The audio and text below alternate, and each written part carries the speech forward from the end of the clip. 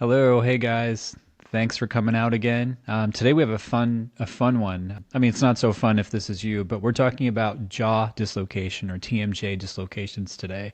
You could be the patient, you could be the doctor or the nurse or anyone involved in the whole scenario. I'm going to show you how to relocate a jaw. You could do this on yourself if you dislocate your jaw, or someone can do this to you, or you can help out, or you can be just some advice for some people on what to do. I'm the, I'm the. All right, so let's get into this topic. As an oral surgeon, I see these cases probably like 3 or 4 times a year. They're not that common. There's a lot of urgency around it. I mean, it's for most people, this is like an acutely painful thing. Imagine you have a seizure or you're yawning or one punch to the face and your jaw dislocates, not just on one side, but maybe on both sides at the same time. So you can actually have a dislocation on just one side, but it can also happen on both sides. And that's the most common way, where both your TMJs are dislocated, usually forward, so anteriorly, and you can't physically cut them out. So yeah, it's tough. It's tough. So what do we do? What do you do if you're in this scenario? What if this is your kid and they have a seizure and you find them waking up and they can't close their mouth? In fact, they're drooling, their mouth is wide open, and usually it's super painful. We're going to look at this one TikTok that got pretty popular recently. This girl dislocated her jaw, and she just seems happy-go-lucky, but for most people, it's not like that. It's pretty painful. It's pretty painful. Before we get into that video, we're going to talk a little bit about the anatomy here. And so we're going to just basically go over the basics, and I'll show you a little diagram. I'll put it up on the screen, and then I'll show you clinically kind of what it looks like as well. All right, so we have just a quick little anatomic representation for you. Sorry for all the people that are listening and can't see, but I'll try to describe it as best I can. So this is basically your TMJ. So this is the condyle of your mandible, and it's usually within this little fossa here, the glenoid fossa. So when you open and close a little bit, your jaw is just rotating. So that condyle is just rotating in the fossa. Say you want to eat like a double Whopper or something, and you want to open really wide. So what's going to happen is it's going to rotate, and then after a while, about an inch or so, it's going to start translating. So this bone is going to move and slide across this eminence. Normally this eminence is a little bit more of a bump here. This one's kind of flat. But normally you're in the joint and it's just kind of rotating and sliding a little bit. If you open really wide, now you have the potential to have this condyle pop over the eminence here and get stuck. And so this is how people dislocate. And this happens on both sides, right, at the same time. Or it can happen on one side, but usually it's on both sides. So what's happening is this condyle is opening so wide it's getting over the hump here, and those ligaments that are around here aren't doing enough to keep it in place. So basically it's stretched over.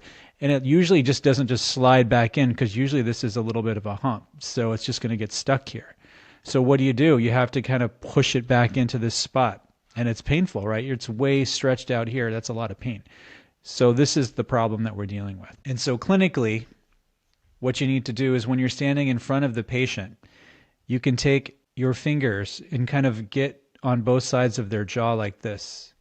Okay? I usually get my thumbs around those molars, like on the tops of the molars here.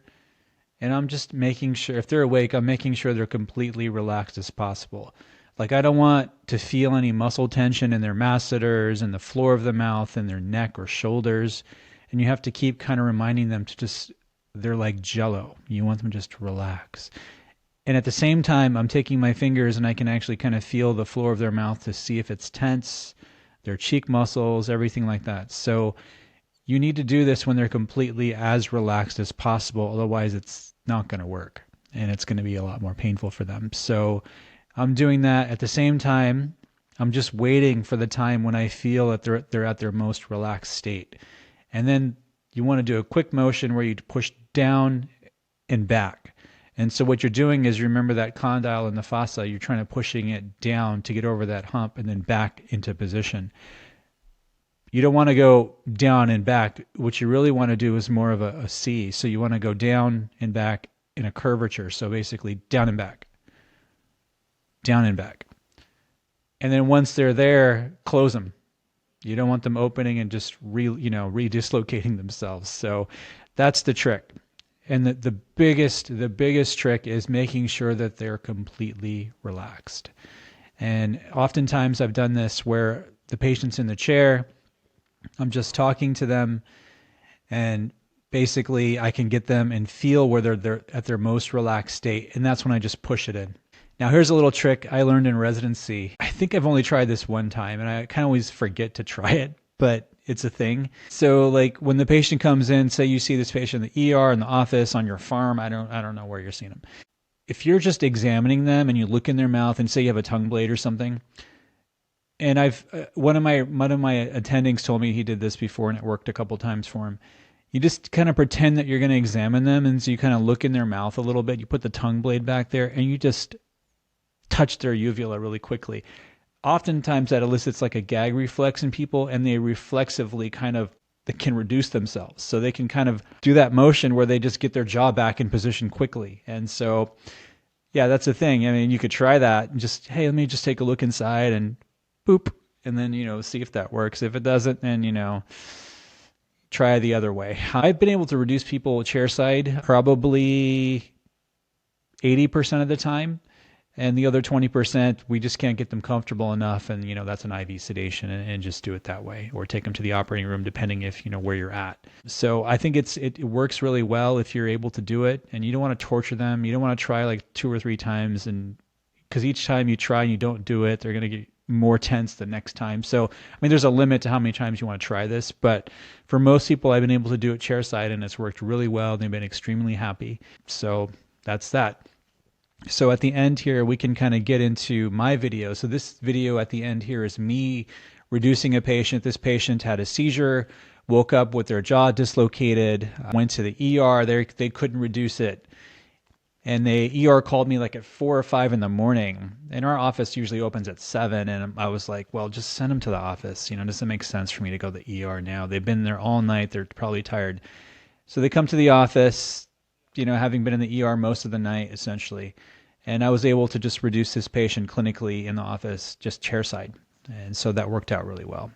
And that's that. So let's get into the video. Ever since I left the city,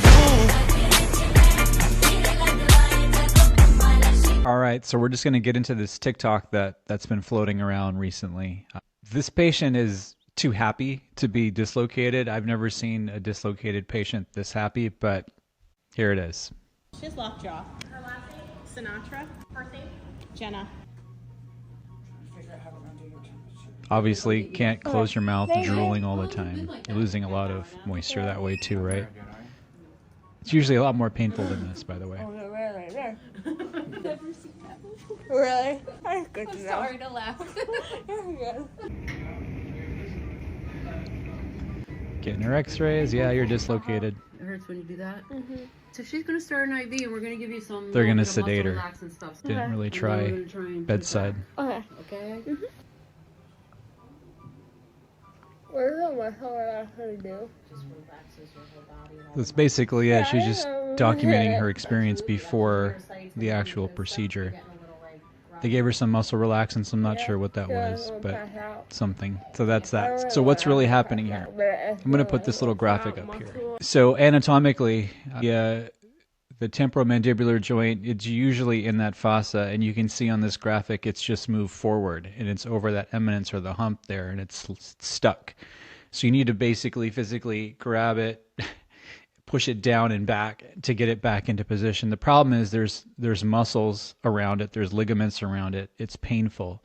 So it's not something that's easily done. And it's also one bone but 2 joints, right? So there's a joint on this side, there's a joint on this side, and you have to do them at the same time. So there's a lot going on there. And then you're just going to see on this patient here, this is her with her mouth open. If you just kind of look at the skeletal relationship here, this is a different patient, but this is the patient you're going to see on the bottom on the video coming up.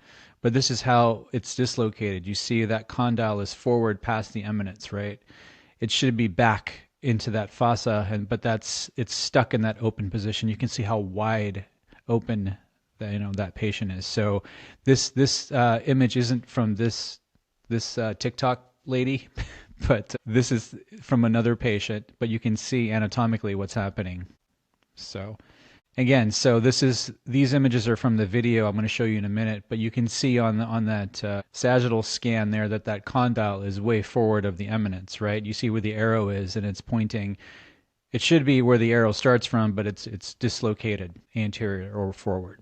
And you can see on the 3D film below it, it's the same image, just a 3D version of it. This is that patient that was in the ER most of the night, came into the office super early, and I was able to just relocate the patient without sedation or any sort of medication at chairside. And so that was nice. And so you'll see me doing that. I'm not going to talk much during the video because I want you to hear what I'm saying and how I'm trying to make sure that the patient is relaxed enough before I do anything.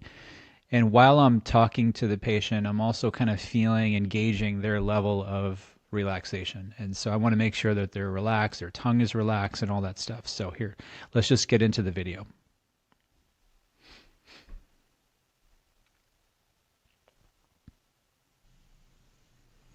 You're good. You don't have to do anything special. Just relax your tongue. I don't want any tension. Tongue is a little tense. Like jello, okay? They're not ready yet. Just relax your tongue there. I just want you to relax your tongue. So it's a little still tense. Checking the tongue. Like, it's still pretty tense. The floor of your mouth, like the bottom of your mouth, like jello. Okay? And just relax. If you want to close your eyes and relax, it's whatever is easier for you. Relax your shoulders. And you have to talk nice and soft, okay, too. And just relax. Nice and relaxed, okay? And just relax your tongue there. Close it. Don't open it. Don't open it. You can see that she's pretty happy. It also hurt a little bit, but she's pretty happy, and she's happy that it's over. Show me your teeth. The ordeal is over. So that's that. Okay. So hope you guys enjoyed today. It was an interesting one. And like I said, this is not going to work in every situation, but it works most of the time. So it's something to keep in mind. If you're the patient or you know someone who, has a dislocated jaw, or if you're in a treatment capacity to help people, so you could be anyone, right? So that's basically it. Hope you liked it. Yeah, we pass around the beat like a joint. If you're taking up my time, I'ma hit the invoice. Pass around the beat like a split.